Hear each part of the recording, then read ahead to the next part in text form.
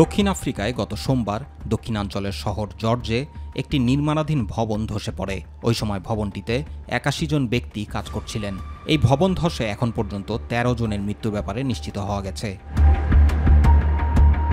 এরই মাঝে ধসে পড়া ভবনের নিচ থেকে ৫ দিন পর এক ব্যক্তিকে জীবিত উদ্ধার করা হয়েছে। ভবনের ভেতর থেকে যখন তাকে বের করে নিয়ে আসা হয় তখন উদ্ধারকারী ও আশপাশের মানুষের মধ্যে ব্যাপক উল্লাস ও উদ্দীপনা দেখা যায়।